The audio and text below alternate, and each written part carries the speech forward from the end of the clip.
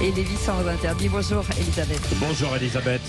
Bonjour Cécile, bonjour Patrick, bonjour à tous. Alors, vous avez assisté hier, Elisabeth, à la cérémonie de vœux à la presse, cérémonie entre guillemets, et la profession en a pris pour son grade, hein, dites-vous. Oui, d'Éric Zemmour, hein, je précise. Oui, que d'Éric vous avez Zemmour, oublié oui. Voilà.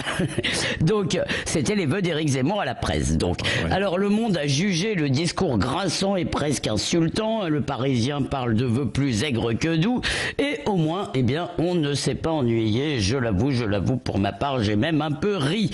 En lieu et place des platitudes habituelles sur les journalistes, garants de la démocratie, en effet, Zemmour a vertement critiqué une profession qui a plus l'habitude de donner des leçons que d'en recevoir.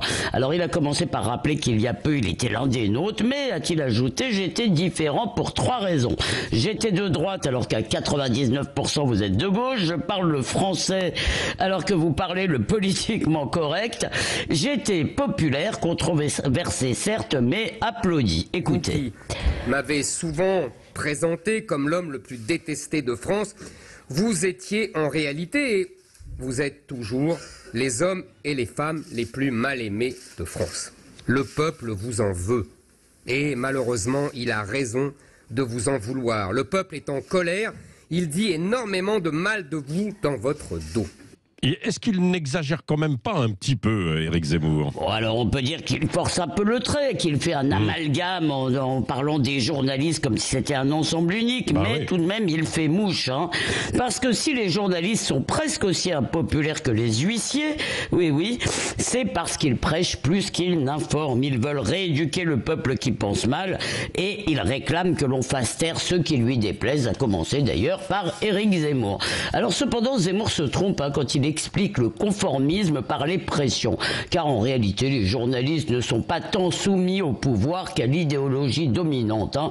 Ce sont bien des journalistes qui choisissent tout seuls d'abdiquer de tout esprit critique, par exemple par rapport à la glorieuse révolution MeToo, qui passe sous silence des faits divers qui n'entrent pas dans leur grille de lecture, ou qui observent un silence pudique, par exemple sur le profil de certains délinquants.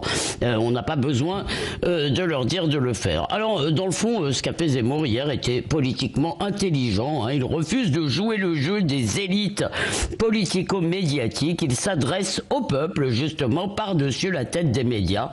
Et au passage, eh bien, il entend, évidemment, s'il est élu, il entend rétablir un équilibre entre politique et journaliste, hein. En effet, les médias ne sont pas le 4e, vous savez, c'est ma marotte, mais le premier pouvoir devant lequel nombre de politiques se soumettent. Alors, au lieu de crier